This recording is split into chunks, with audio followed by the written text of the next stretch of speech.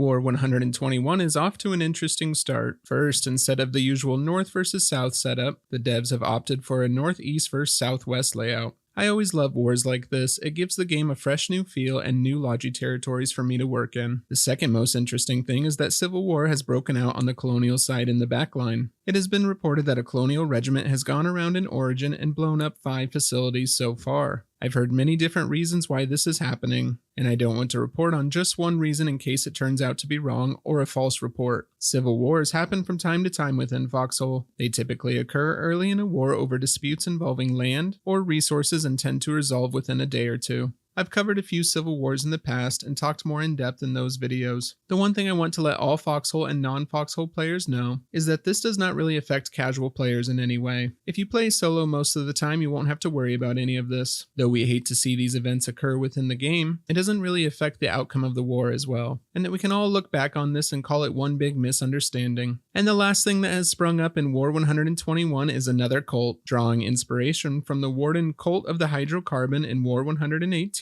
which sacrificed injured players to oil fields for shirt production boosts. Members of the coalition THC, particularly the Telephone Regiment, have established their own cult called Ruin. It's located in Orebreaker on the island of Conclave. They perform rituals involving sacrifices of materials, lore items, and even players to grant naval ships an advantage out at sea. We will have to wait and see if this shrine grants their navy any kind of buff throughout the war. If you have time, I would recommend heading over to check it out. They play that weird chant from the Dune movie, if you know what I'm talking about. Now let's talk about how the war has been going on the front line. The past 5 days has seen slow progress on the front lines, with no clear lead for either faction. This is probably one of the more mild and slower early war fronts we have had in a long time. Notable territories include Callahan's Passage and the Fingers. The Wardens were able to push the Colonials out of Callahan's Passage over the last 4 days. And similarly, the Wardens continue to chip away at the territories in the Fingers. All other territories remain similar to when the war started. The region of Callum's Cape has been especially interesting so far this war. On day 1 of the war, Wardens quickly deployed to Callum's Keep, as it was a crucial frontline city to hold. Defenders quickly set up sandbag walls at various choke points to stop the Colonials from advancing in. Despite the relentless Colonial attacks, the defenders held their ground. At the end of day 1, both sides were locked in a fierce struggle at the city walls. This is what one Warden player had to report about the battle. "Meat grinder" is the first phrase that comes to mind as I sit down to write this.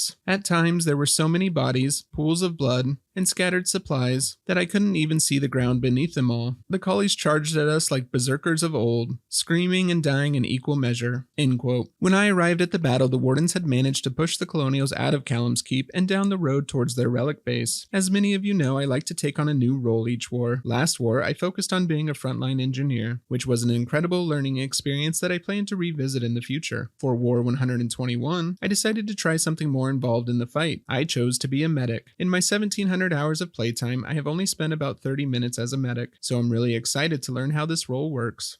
Medic, yes. Oh, hey, Robert. Hello. Loving your videos. Thank you.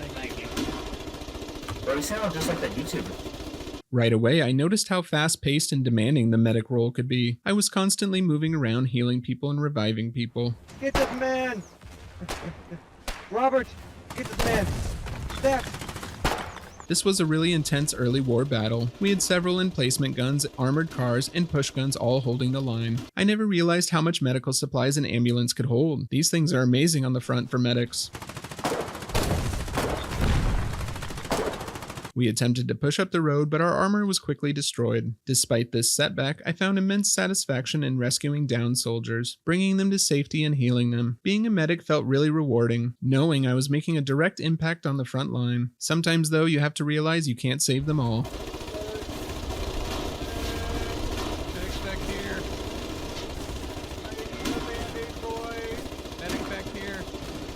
We had a small squad that tried to flank around, and it felt really good keeping this group alive and moving forward. Back at our base, the Colonials had started to mammon rush our emplacement guns. They used the trees for cover and were able to successfully take out one of our guns.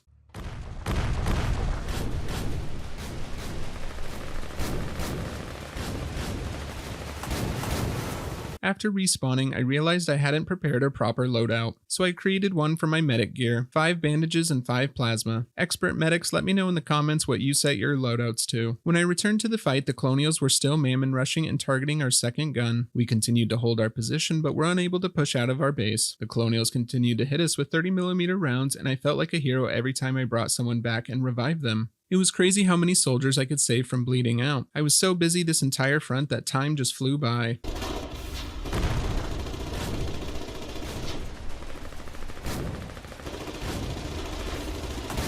Throughout the night, we continued to build up our defenses, building additional AI structures to help stop the mammon rushes. During the night, Colonial gunboats came up the river and started firing mortars at our defenses. We attempted to counter with an armored car to take them out, but unfortunately they were out of range. While the Colonials' gunboats were attacking our defenses to the south, a mammon rush came in from the north and took out another one of our guns. Our defenses were slowly starting to crumble.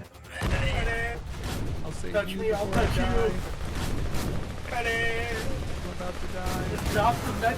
Oh, you're good. Cannot let Robert die. We get lucky getting the video. With our base under heavy fire, my frontline engineer instincts kicked in. I grabbed BMATs and started repairing what I could. This reminded me why I love playing multiple roles in Foxhole. Hello, Robert. Hello. How's it going, man? Going well. Nice to meet you, brother. Meet you as well. Push these guys back. That's right. By the way, I enjoyed your content. I know you put this in the video. Yeah, maybe. Let me rub my hands on you.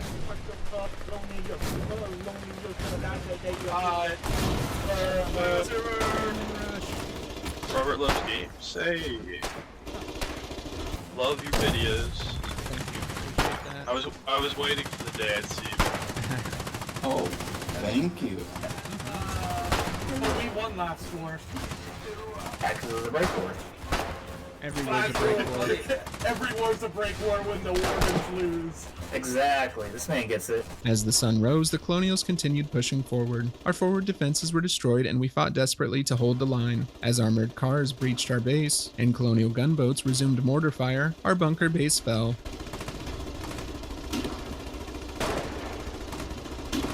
Despite our best efforts, we were pushed back to Callum's Keep once more. Overall, I had a great time playing the medic role, and I look forward to learning more about it throughout this war. Let me know in the comments if you have any tips for being a medic in Foxhole. I would also like to mention that the website Foxhole HQ recently got some new updates. I highly recommend checking this site out as it has a lot of useful tools for Foxhole players. I will make sure to leave a link in the description below. GG's to the Wardens and to the Colonials that fought in this battle. Thank you all so much for watching and for your support. Make sure to subscribe for more Foxhole content. I'll see you out on the battlefield. Cheers.